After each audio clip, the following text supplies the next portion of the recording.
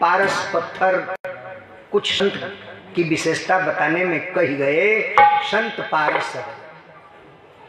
लोगों ने कहा ना, संत पारस नहीं है, पारस में और संत में अंतर है। का पारस और संत में बड़ो अंतरो जान, पारस और संत में बड़ो अंतरो जान, ओ लोहा सोना करत ओ करे आप समान। पारस पत्थर में गुण यह है, अगर लोहे से स्पर्श करावे तो सोना बना देगा, लेकिन पारस नहीं बना देगा। लोहे को सोना बनाने की काबिलियत पारस में है, लेकिन उसके स्पर्श से उसके अंदर यह गुण नहीं आएगा कि जिससे वो स्पर्श करे वह भी वैसा हो जाए। लेकिन संत से स्पर्श जिसका हुआ, समागम जिससे हुआ, वह संत अपने समान बना देता है। नारद जी से सनत कुमारों से संगति हुई। सनत कुमार कहते हैं कहाँ आप भ्रमित हो गए हो, अब जितने लोग हैं जो हैं सबको बुलाओ, सारे लोगों को भागवत सुनाया जाए। हल्ला मचा, सभी लोग आए। कहते हैं भागवत का महात्म्य बताते हुए शनकादिकों ने कि भागवत के 18,000 श्लोक सप्ताह पारायण विधि से 7 दिन में सुनाया जाएगा। 18,000 की तो बातें छोड़ दो, आधा श्लोक 124 उसकी गति, उसके अंदर भक्ति जागृत हो जाएगी। लेकिन जो आधा श्लोक भी नहीं सुना, जो चौथाई भी नहीं सुना, उसके लिए व्यास जी गाली दिए। आप कहें संत गाली देता है, हम कहते हैं हाँ, क्रोधित हो गए। इतना सुंदर ग्रंथ, मुक्तिदायिनी शास्त्र ग्रंथ दिया जा रहा है, यह साधन संपन्न व्यवस्था बनाई जा रही है इन जीवों के लिए, और इसके बाद भी नहीं आ रहे हैं, नहीं ग्रहण कर रहे हैं, नहीं सुन रहे हैं, तो उनको गाली दे रहे हैं। क्या गाली है? संतों ने कहा संत तो कभी कटु बोलते ही नहीं। लोग कहते हैं संत ही कटु बोलते हैं, दूसरा तो कटु बोलता ही नहीं। महाराज, समाज में जिसको चाटुकारिता करना है, अच्छा ये बताइए, जिसको चुनाव लड़ना है, पार्टी से खड़ा हो, टिकट पावे, और वो आकर के वोटरों को गाली देगा तो वोट पाएगा? भले वोटर गाली दें, वो बाद में निपटेगा, लेकिन उस समय तो गाली वाली नहीं देगा। लेकिन संत से वोटरों से क्या मतलब है? अगर आप गलती करोगे तो गाली देगा, गाली ही नहीं देगा, डंडा उठा करके पीटेगा। ये संत है। कहते हैं व्यासदेव कि या जन्म मात्रमपि येन सखेन किंच चित्तम विधाय सुख शास्त्र कथा न पीता। अरे चांडाल वच्छ, जो इस मृतलोक में मानव शरीर को पा करके इस सुख शास्त्र भागवत की कथा को नहीं पीता, नहीं सुनता, वो का है? तो कहते हैं कि चांडाल बच्चे हरे खरवत तेन नीतम, वो चंडाल है, अरे वो गधा है, गधा। चांडाल बच्चे खरे वद्वत तेन नीतम, अमिथ्या स्वजन्म जननी जनि दुख भाजा। वह अपनी माता को केवल प्रसव की वेदना देने के लिए ही मानव शरीर लिया, अपनी माता के हूर के नूर को खत्म करने के लिए ही केवल प्रसव की पीड़ा उसने बर्दाश्त किया। जो ऐसे पुत्र को जना, इसी प्रसंग को उठा करके गोस्वामी जी रामचरितमानस में लिखे। उस समय का प्रसंग, जिस समय भगवान का वनगमन हो रहा है, मैया जानकी को लिए हुए राम जी आगे आगे जा रहे हैं, उसी समय भैया लखन दौड़े दौड़े राम जी के पास आए। भैया का हमको नहीं ले चलोगे? भाई का स्नेह भाई से प्रस्फुटित हुआ, चरण पकड़ लिए। उन्होंने कहा कि भैया हम जा रहे हैं, तुम भी चले जाओगे। भरत शत्रुघ्न ननिहाल में है, तुम माता और पिता की दशा का होगी। 4 पुत्रों में एक भी पुत्र उनके साथ नहीं रहेगा। उन्होंने कहा कि आपके सिवा न हम किसी को माँ जानते, न किसी को पिता जानते, न किसी को भाई जानते, न किसी को कुटुंबी जानते। अगर हमारे कोई हैं तो सर्वस्व आप ही। उन्होंने कहा कि ठीक है, अगर ऐसा है तो भैया जा और अपनी माँ से, जन्म देने वाली माँ से आदेश लेकर के आ। जाते हैं। लक्ष्मण जी के मन में यह वेदना सता रही है, कहीं मेरी माँ न कह दे मत जाओ बेटा, मेरी माँ बाधक न हो जाए, राम के मार्ग में जाने से रोक न दे।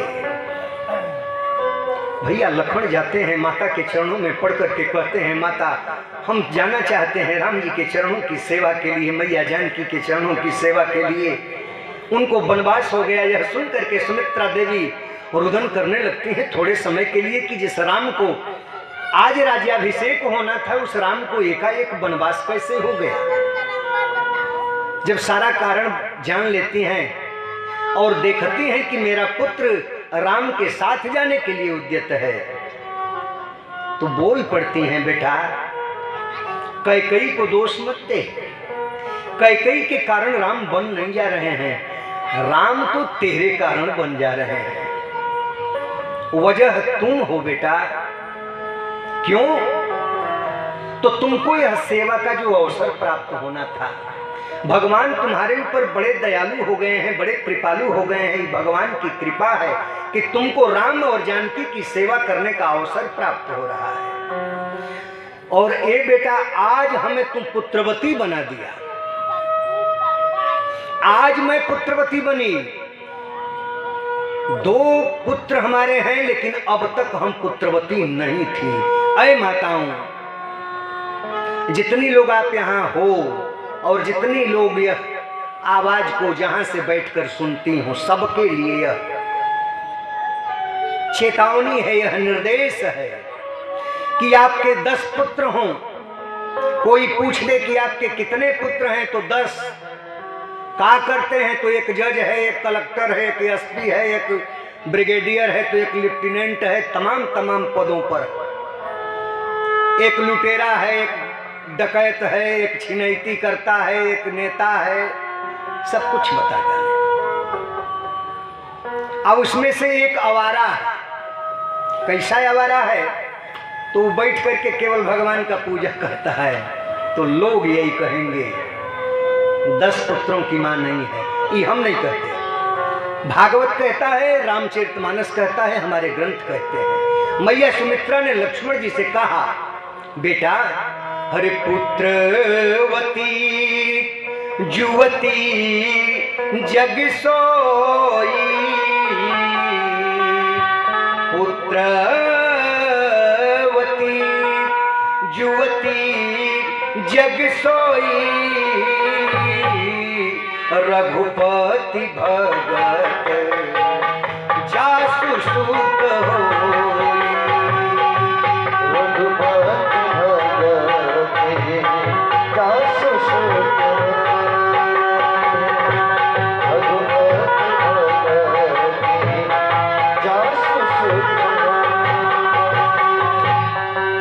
उन्होंने कहा कि जिसका पुत्र भगवान का भक्त न हो तो वो का, तो तुलसीदास जी वहां गाली दिए। आप कहें कि तुलसीदास गाली दिए, झूठ बोलते हो, तो उठा करके प्रसंग को पढ़िए।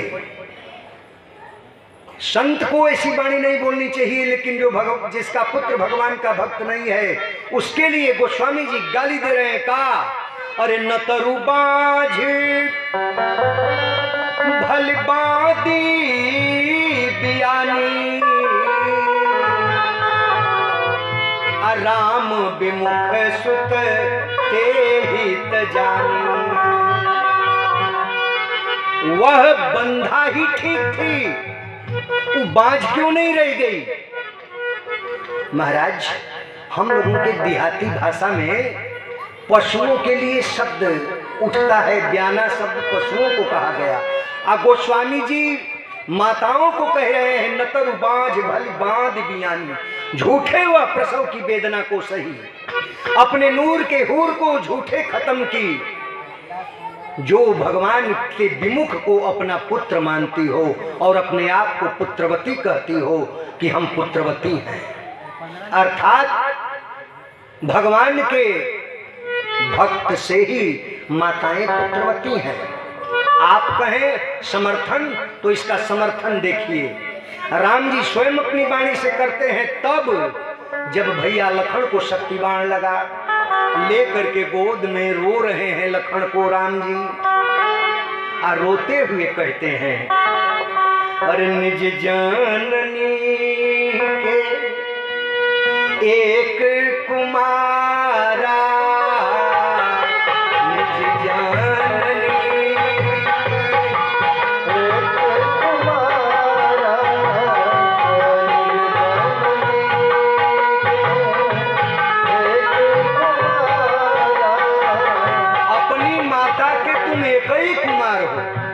अभी बताइए राम जी झूठ बोल रहे हैं? लक्ष्मण जी और शत्रुघ्न जी सुमित्रा के 2 पुत्र थे, लेकिन वो भी कहते हैं कि तुम अपनी माँ के एक ही पुत्र हो। वैसे संतों की वाणी इस तथ्य में डूबा जाए तो इसमें बड़ी भिन्नताएं आती हैं। मानस पीयूष ने इसका वर्णन कुछ अलग अलग आया, लेकिन वहीं इसका वर्णन यह भी आया कि तुम अपनी माँ के एक ही पुत्र हो। क्यों?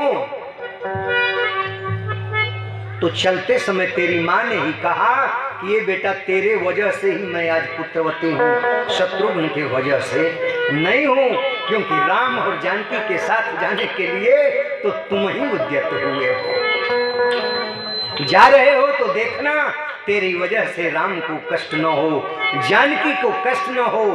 जा रहे हो तो पहले उनको खिला करके तो खाना, और बेटा सेवक धर्म बड़ा कठिन है, सुला करके तो सोना।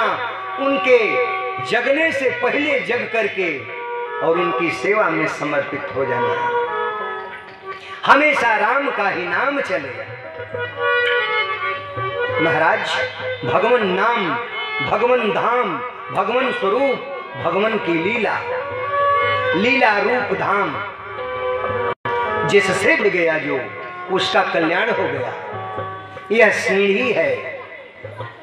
इसीलिए तो मीरा ने कहा कृष्ण की भक्त है, मीरा कृष्ण भक्ता, लेकिन उसने कहा पायो जी मैंने, पायो जी मैंने राम रतन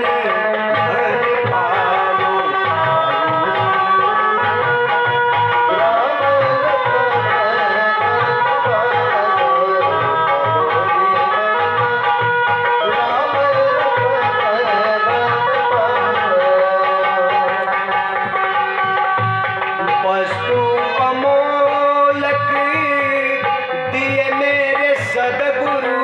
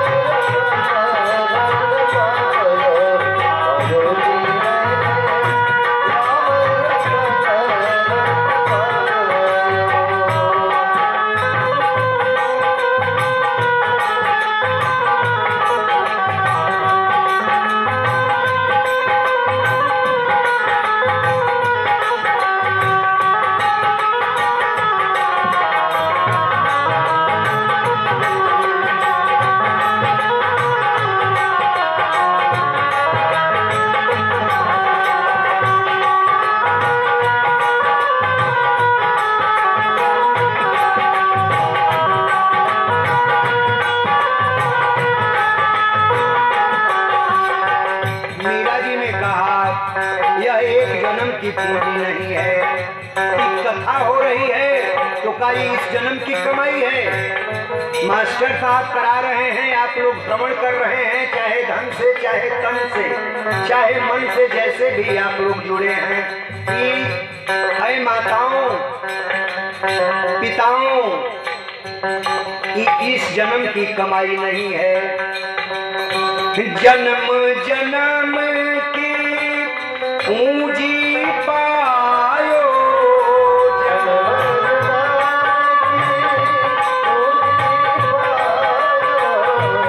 जन्म जन्म की पूंजी पायो,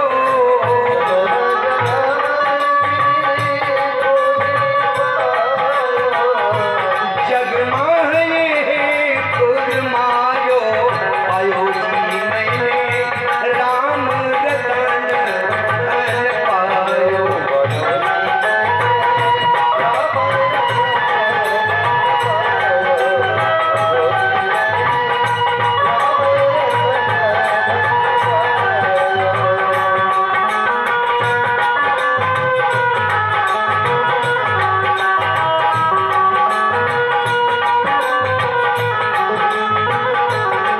ये जो पूंजी है, आप कितना हूं धन कमाएं, बैंक बैलेंस कर दें, एक न एक दिन वो सब समाप्त होना ही होना है।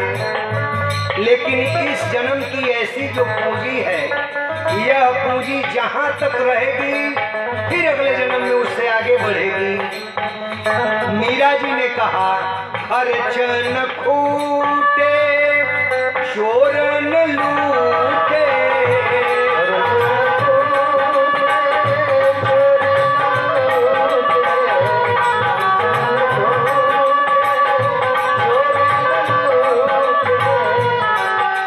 दिन दिन बढ़त सवायो, पायो जी मैंने राम रतन धन पायो।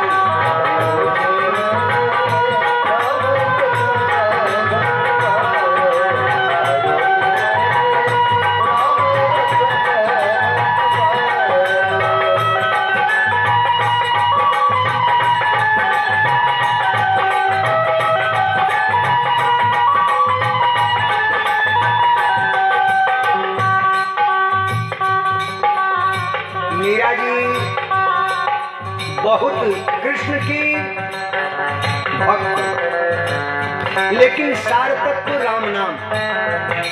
कहने वाले ने तो यह भी कहा कि कृष्ण भी किसी का नाम जपते थे। कौन सा नाम? तो राम नाम, उन्हीं का यह नाम है। क्यों जपते हैं? अगर उठा करके देखा जाए विष्णु सहस्त्र नाम, महाराज बात थोड़े गहराई तक जा रही है। विष्णु सहस्त्रनाम को उठाया जाए तो उसमें राम कृष्ण इत्यादि इत्यादि जितने नाम हैं सब एक ही का है। लेकिन अगर प्रसंग उठाया जाए, ग्रंथों को उठाया जाए तो देखा जाए तो अगर मनु जी के प्रसंग को लिया जाए, मनु और शत्रुपा जंगल में जाकर के जब तपस्या कर रहे हैं तो उस समय उनके जीवन काल में, उनके तपस्या काल में ब्रह्मा विष्णु महेश कई बार आए, कई बार आए और वो कहते हैं कि ना, इनसे जो ऊपर है उनकी इच्छा है, उनको मैं चाहता हूं। तो विष्णु नहीं, महाविष्णु की बात हो रही है, क्योंकि जिनसे विष्णु ब्रह्मा और शिव और एक ब्रह्मांड नहीं, ऐसे जिस ब्रह्मांड में हम लोग हैं ऐसे करोड़ों करोड़ों ब्रह्मांड, रोम रोम प्रतिला गई कोटि कोटि ब्रह्मांड, ऐसे अनेकों ब्रह्मांड में अनेकों ब्रह्मा विष्णु महेश हैं। तो उनकी सृष्टि कौन? तो महाविष्णु, महाविष्णु के द्वारा ही की गई। इस तरह से भगवान अपने ही नाम को बताते हुए कि मेरे नाम से ही मेरे तक पहुंचा जाया जा सकता है, मेरे नाम से ही मेरे तक आया जा सकता है। मेरे नाम का आधार लो और मुझ तक आ जाओ। महाराज, नाम ही वह साबुन है जिससे यह गंदला बर्तन को मांज करके साफ किया जा सकता है। इस गंदले चादर को धुला जा सकता है। कहते हैं जब सनक सनंदन सनकादि ऋषि भागवत की कथा को कहने के लिए उद्यत हुए, सारे ऋषि महर्षिगण आए, सारे देव लोग आए और होने लगा तैयारी। और जैसे ही मंगलाचरण ही अभी तो किए, कीर्तन कराने लगे, उसी समय सारे लोगों के देखते देखते एक आश्चर्य हुआ। एक ज्योति आती है और उसके साथ दो नौजवान आते हैं और ये सब नृत्य करने लगते हैं। सुखदेव जी कहते हैं, हे परीक्षित, भक्ति सुतो तो तरुणो गृहीत्वा प्रेमैकरूपा सहसा विरासित श्री कृष्ण गोविंद हरे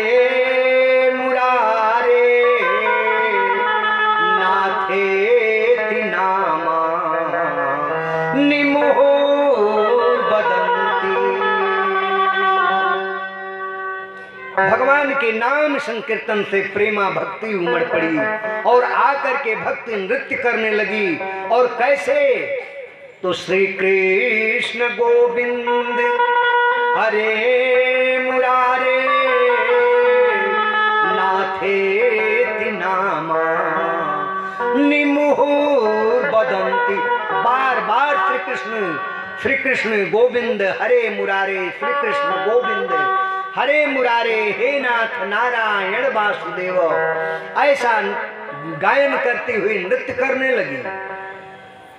भजले रे भैया, भजले रे भैया राम गोविंद हरि।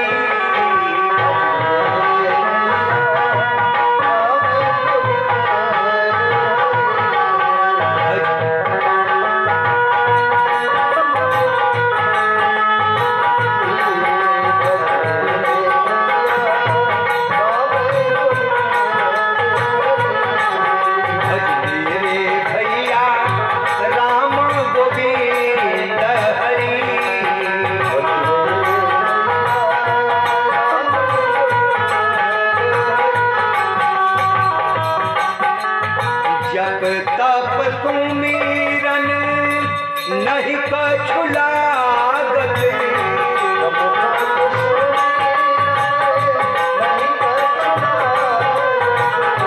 जब तप सुमिरन नहीं कछुला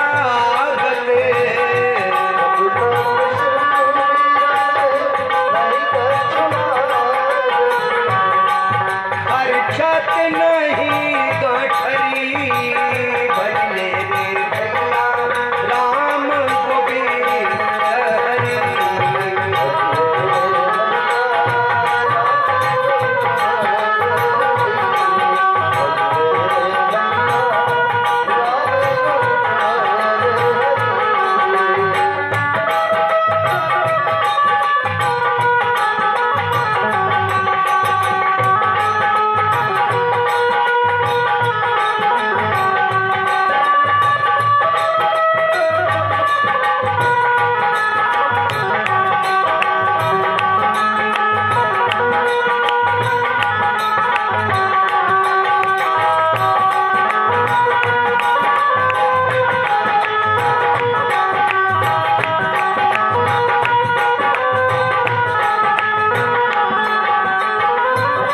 कबीर जी कहते हैं, संतति संपत्ति सुख के कारण, संतति संपत्ति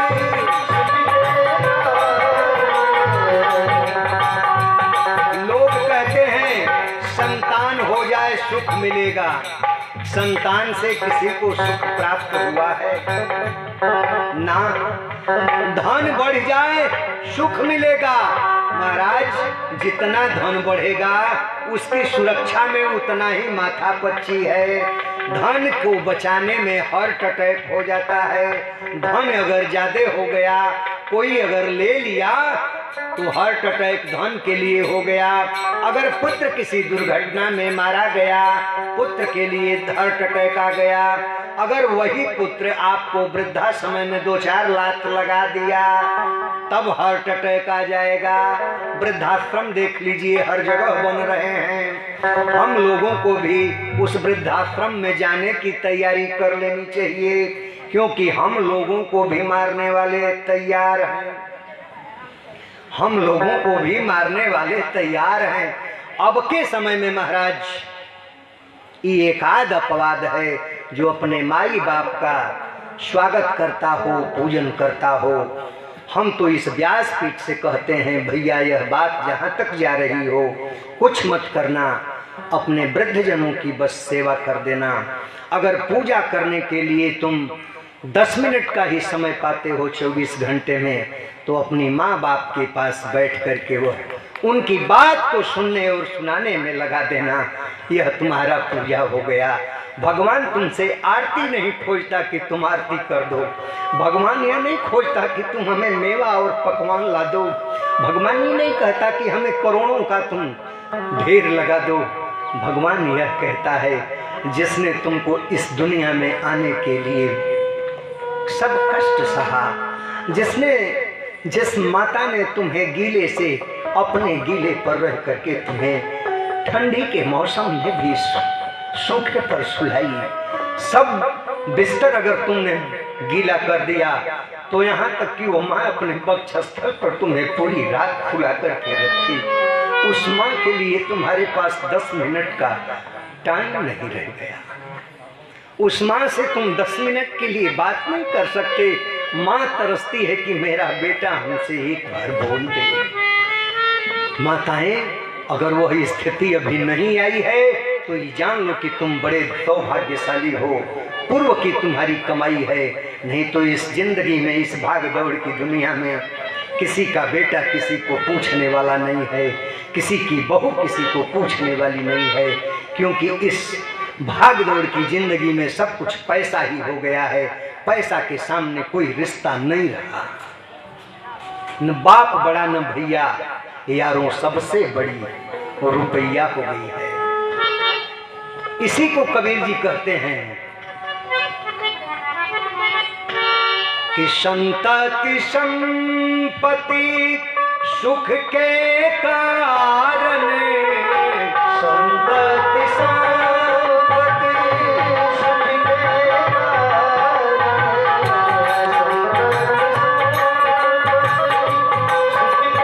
कारण, अरे या लगी भूल परी भजले रे भैया राम गोविंद हरि, भजले रे भैया।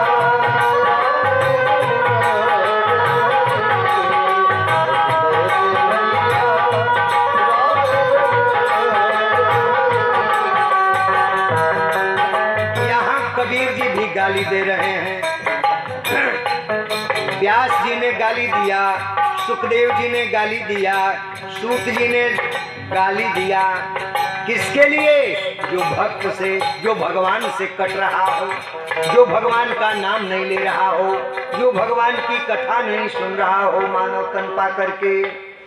कबीर जी भी कहा जाता है, कबीर को न राम प्रिय थे न कृष्ण प्रिय थे। वो तो आध्यात्मिक बात करते थे, लेकिन वो भी गाली दे रहे हैं। का अरे कहत कबीर राम न जामु,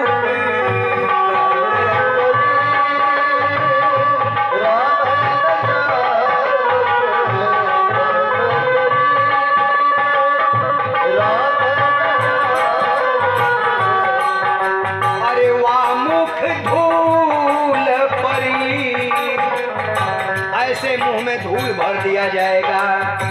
जिस मुख से राम नाम न निकले, कृष्ण नाम न निकले, भगवान का नाम न निकले, उस मुंह में धूल डाल दो। संसार का ही नाम ले रहा हो, उसके मुंह में उठाओ और धूल भरो। नहीं भरोगे तो एक दिन भगवान भरेगा। अरे वाह मुख धूल परी भजले रे भैया राम गोविंद